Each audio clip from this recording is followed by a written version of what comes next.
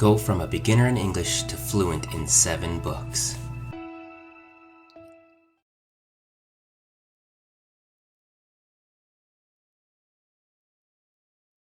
The Keeper of the Keys. Boom! They knocked again. Dudley jerked awake. "Where's the cannon?" he said stupidly. There was a crash behind them, and Uncle Vernon came skidding into the room. He was holding a rifle in his hands. Now they knew what had been in the long, thin package he had brought with them. "Who's there?" he shouted. "I warn you, I'm armed." There was a pause. Then, smash! The door was hit with such force that it swung clean off its hinges and with a deafening crash landed flat on the floor. A giant of a man was standing in the doorway. His face was almost completely hidden by a long, shaggy mane of hair and a wild, tangled beard. But you could make out his eyes, glinting like black beetles under all the hair. The giant squeezed his way into the hut, stooping so that his head just brushed the ceiling. He bent down, picked up the door, and fitted it easily back into its frame. The noise of the storm outside dropped a little. He turned to look at them. "Could make us a cup of tea, could ya? It's not been an easy journey." He strode over to the sofa where Dudley sat, frozen with fear. "Budge up, you great lump," said the stranger. Dudley squeaked and ran to hide behind his mother, who was crouching terrified behind Uncle Vernon. "And here's Harry," said the giant. Harry looked up into the fierce, wild, shadowy face and saw that the beetle eyes were crinkled into a smile. "Last time I saw you, you were only a baby," said the giant. "You look a lot like your dad, but you got your mom's eyes." Uncle Vernon made a funny, rasping noise. I demand that you leave at once, sir," he said. "You are breaking and entering." "Oh, shut up, Dursley, you great prune," said the giant. He reached over the back of the sofa, jerked the gun out of Uncle Vernon's hands, bent it into a knot as easily as if it had been made of rubber, and threw it into the corner of the room. Uncle Vernon made another funny noise like a mouse being trotted on. "Anyways, Harry," said the giant, turning his back on the Dursleys, "a very happy birthday to you. Got something for you here. I might have sat on it at some point, but it'll taste all right." From an inside pocket of his black overcoat, he pulled a slightly squashed box. Harry opened it with trembling fingers. Inside was a large, sticky chocolate cake with "Happy Birthday, Harry" written on it in green icing. Harry looked up at the giant. He meant to say thank you, but the words got lost on the way to his mouth, and what he said instead was, "Who are you?" The giant chuckled. "True, I haven't introduced myself. Rubius Hagrid, keeper of the keys and grounds at Hogwarts." He held out an enormous hand and shook Harry's whole arm. "What about that tea then, he said, rubbing his hands together. "I'd not say no to something stronger if you got it, mind." His eyes fell on the empty grate with the shriveled, crisp packets in it, and he snorted. He bent down over the fireplace. They couldn't see what he was doing, but when he drew back a second later, there was a roaring fire there. It filled the whole damp hut with flickering light, and Harry felt the warmth wash over him, as though he'd sunk into a hot bath. The giant sat back down on the sofa, which sagged under his weight, and began taking all sorts of things out of his pockets of his coats. A copper kettle, a squashy package of sausages, a poker, a teapot, several chipped mugs, and a bottle of some amber liquid which he took a swig from before starting to make tea. Soon the hut was full of the sounds and smells of sizzling sausage. Nobody said a thing while the giant was working, but as he slid the first 6 fat, juicy, slightly burnt sausages from the poker, Dudley fidgeted a little. Uncle Vernon said sharply, "Don't touch anything he gives you, Dudley." The giant chuckled darkly. "You great puddin' of a son doesn't need fattening any more, Dursley. Don't worry." He passed the sausages to Harry, who was so hungry he had never tasted anything so wonderful, but he still couldn't take his eyes off the giant.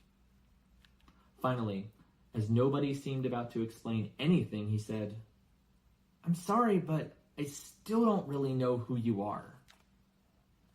The giant took a gulp of tea and wiped his mouth with the back of his hand. "Call me Hagrid," he said. "Everyone does. And like I told you, I'm keeper of the keys at Hogwarts. You'll know all about Hogwarts, of course." No, said Harry. Hagrid looked shocked. Sorry, barked Hagrid, turning to stare at the Dursleys, who shrank back into their shadows. "It's them as should be sorry. I knew you weren't getting your letters. But I never thought you wouldn't ever know about Hogwarts. For crying out loud. Did you never wonder where your parents learned all it?" "All what?" "All what?" thundered Hagrid. "Now wait just a second." He had leapt to his feet. In his anger, he seemed to fill the whole hut. The Dursleys were cowering against the walls. "Do you mean to tell me," he growled at the Dursleys, "that this boy knows nothing about anything?" Harry thought this was going a bit far. He had been to school, after all, and his marks weren't bad. "I know some things," he said. "I can, do math and stuff." But Hagrid simply waved his hands and said, "About our world, I mean. Your world. My world, your parents' world." "What world?" Hagrid looked as if he was about to explode. "Dursley!" he boomed. Uncle Vernon, who had gone very pale, whispered something that sounded like Mimblewimble. Hagrid stared wildly at Harry. "But you must know about your mom and dad," he said. "I mean, they're famous. You're famous." "What? My mom and dad weren't famous, were they?" "You don't know? You don't know?" Hagrid ran his fingers through his hair, fixing Harry with a bewildered stare. "You don't know what you are?" he said finally. Uncle Vernon suddenly found his voice. Stop right there, sir. I forbid you to tell that boy anything."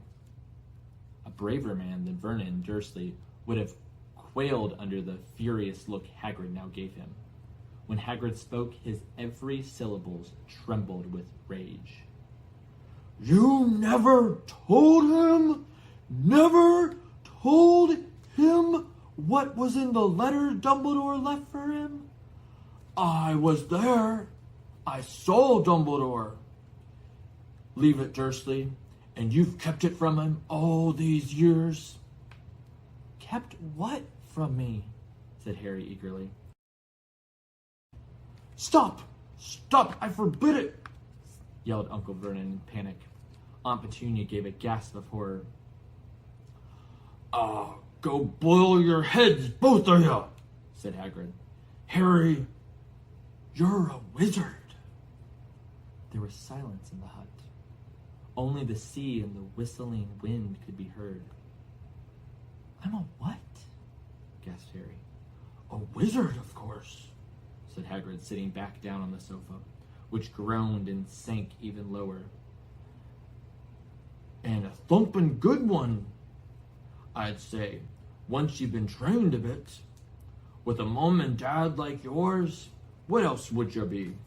And I reckon it's about time you read your letter.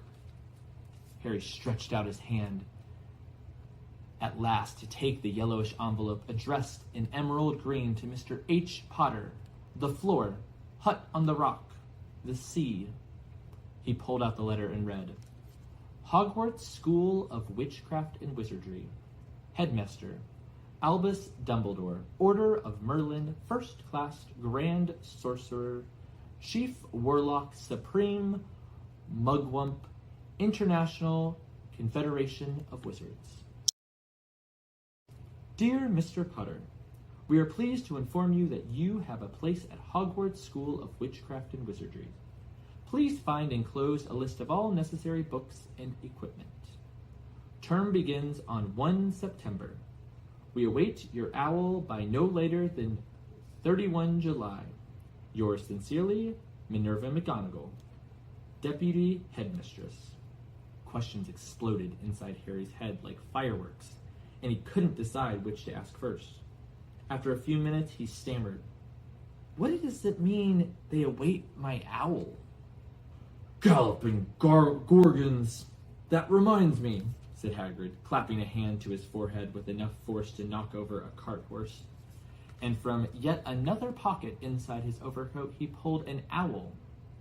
A real, live, rather ruffled-looking owl. A long quill and a roll of parchment. With his tongue between his teeth, he scribbled a note which Harry could read upside down. Dear Mr. Dumbledore, given Harry his letter, taking him to buy his things tomorrow. Weather's horrible. Hope you're well, Hagrid.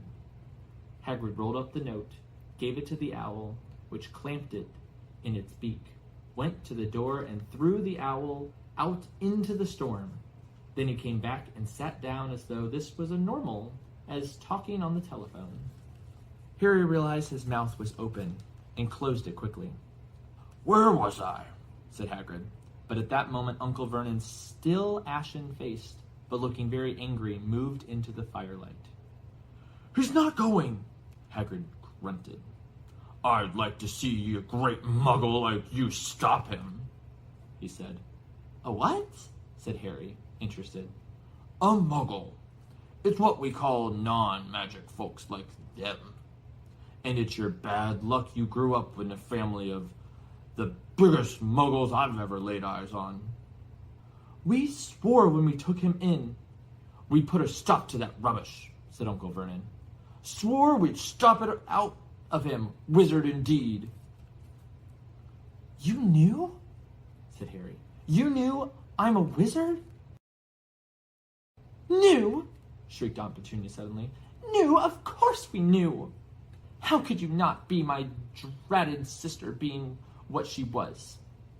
Oh, she got a letter just like that and disappeared off to that school and came home every holiday with her pockets full of frog spawn, turning teacups into rats. I was the only one who saw her for what she was, a freak. But for my mother and father, oh no, it was Lily this and Lily that. They were proud of having a witch in the family.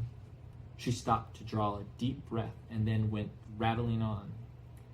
It seemed she had been wanting to say all this for years. Then she met that Potter at school and they left and got married and had you. And of course, I knew you'd be just the same, just as strange, just as abnormal. And then, if you please, she went and got herself blown up and we got landed with you. Harry had gone very white as soon as he had found his voice. As soon as he'd found his voice, he said, Blown up? You told me they died in a car crash. Car crash? Roared Hagrid, jumping up so angrily that the Dursleys scuttled back to their corner. How could a car crash kill Lily and James Potter? It's an outrage. A scandal. Harry's not knowing his own story when every kid in our world knows his name. But why? What happened? Harry asked. The anger faded from Hagrid's face, and he looked suddenly anxious. I never expected this, he said in a low, worried voice. I had no idea when Dumbledore told me there might be trouble getting hold of you. How much you didn't know. Oh, Harry. I don't know if I'm the right person to tell you, but someone's gotta. You can't go off to Hogwarts not knowing. He threw a dirty look at the Dursleys. Well, it's best you know as much as I can tell you, mind. I can't tell you everything. It's a great mystery, parts of it. He sat down and stared into the fire for a few seconds and then said, It begins, I suppose, with a person called... But it's incredibly... You don't know his name. Everyone in our world knows. Who? Well, I don't like saying his name if I can help it. No one does. Why not? Gulpin' gargoyles, Harry. People are still scared. Blimey, this is difficult. See, there was a wizard who went bad. As bad as you could go. Worse than worse. His name was... Hagrid gulped, but no words came out. Could you write it down? Harry suggested. No, can't spell it. All right. Voldemort. Hagrid shuddered. Don't make me say it again. Anyways, this wizard, about 20 years ago now, started looking for followers. Got him too. Some were afraid. Some just wanted a bit of his power. 'Cause he was getting himself powers all right. Dark days, Harry. Didn't know who to trust. Didn't dare get friendly with strange wizards or witches. Terrible things happened. He was taken over. Of course, some stood up to him. And he killed them horribly. One of the only safe places left was Hogwarts. Reckon Dumbledore's the only one you-know-who was afraid of. Didn't dare try taking the school. No, just then anyways. Now, your mom and dad were as good as witches and wizards as I ever knew. Head boy and girl at Hogwarts in their day. Suppose the mystery is why you-know-who never tried to get him on his side before. Probably knew they were too close to Dumbledore to want anything to do with the dark side. Maybe he thought he could persuade him. Maybe he just wanted him out of the way. All anyone knows is he turned up in the village where he was living on Halloween 10 years ago. You was just a year old. He came to your house and... Hagrid suddenly pulled out a very dirty, spotted handkerchief and blew his nose with a sound like a foghorn.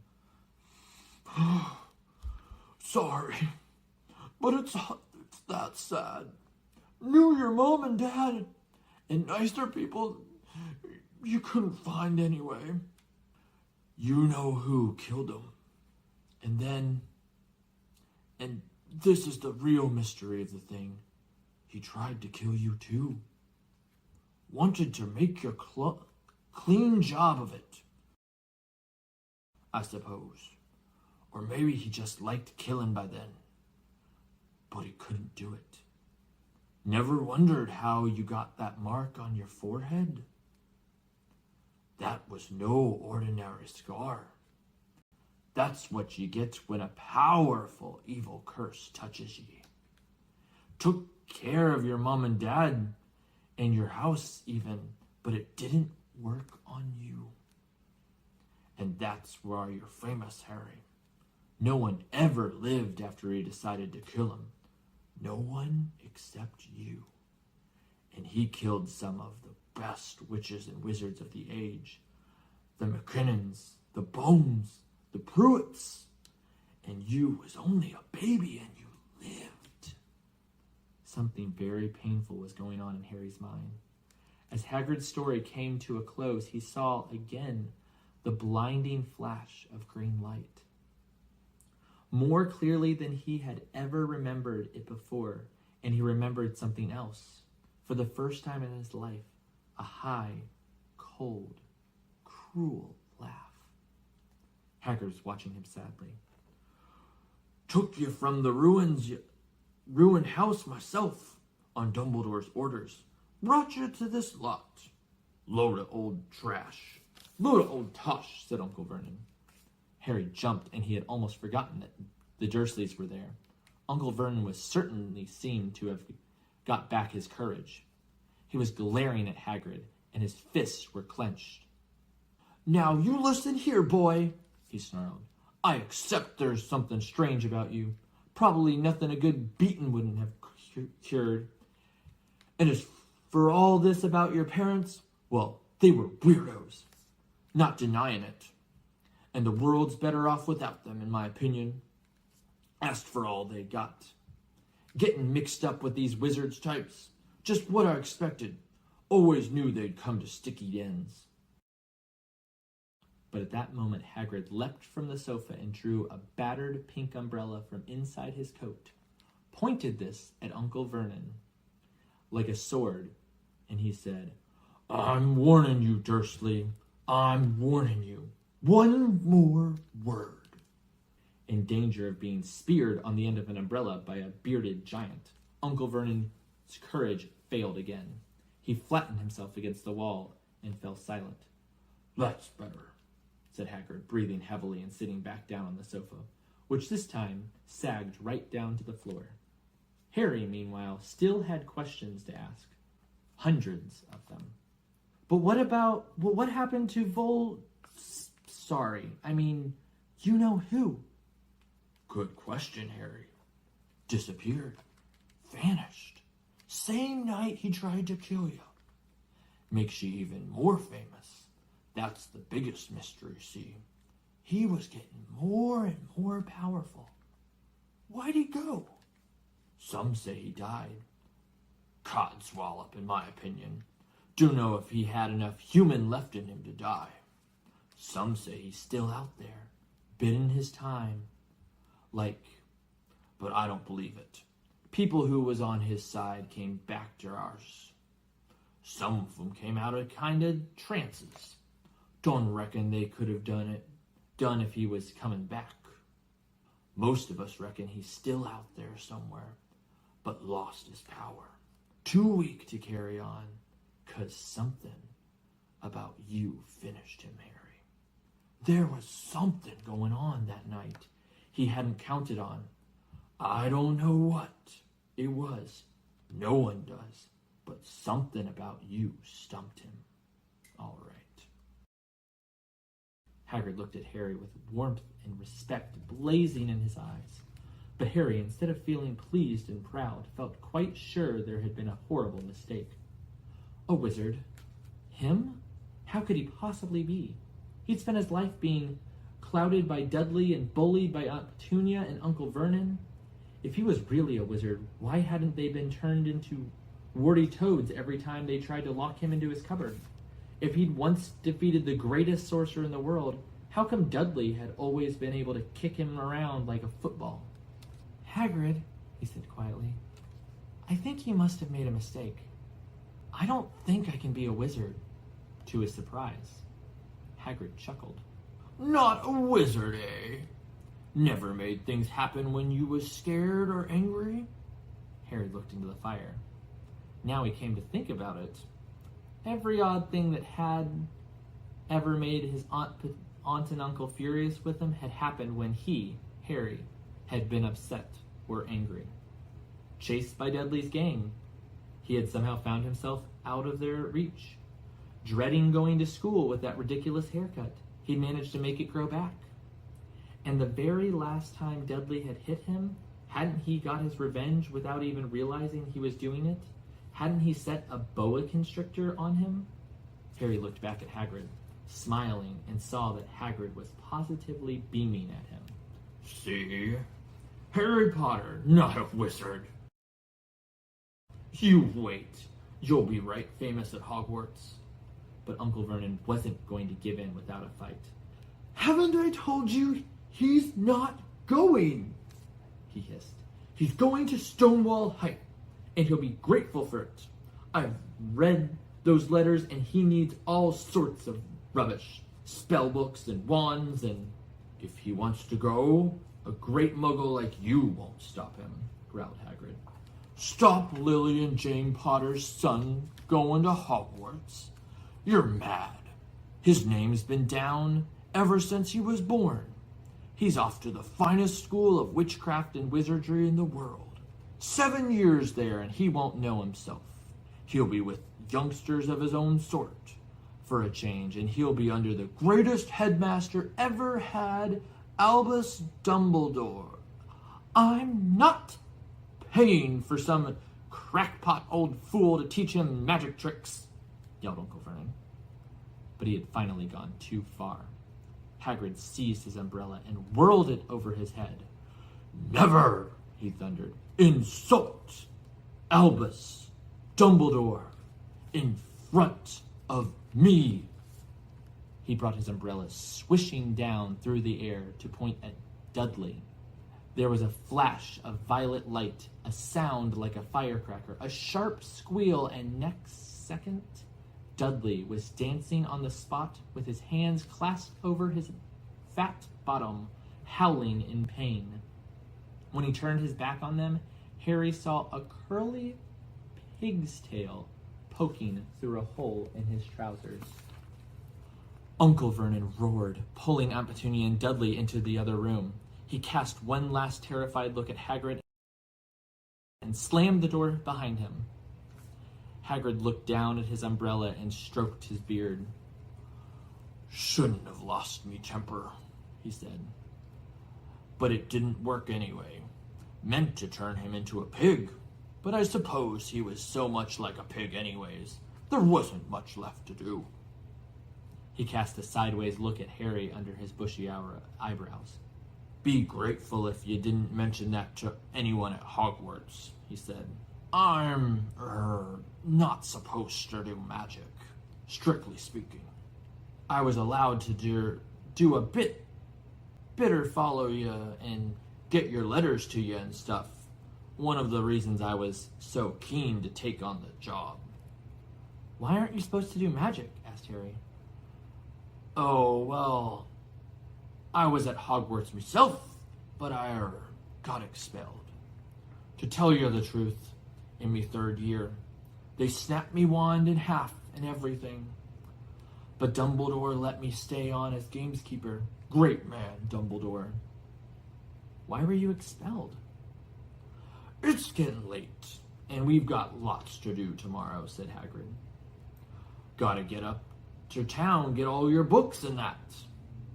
He took off his thick black coat and threw it to Harry. You can kip under that, he said. Don't mind if it wriggles a bit. I think I still got a couple of dormice in one of the pockets. Download this lesson along with worksheets, vocabulary flashcards, side-by-side reading, audio listening, and much more. Go to myenglishcrew.com. And before you go, subscribe below.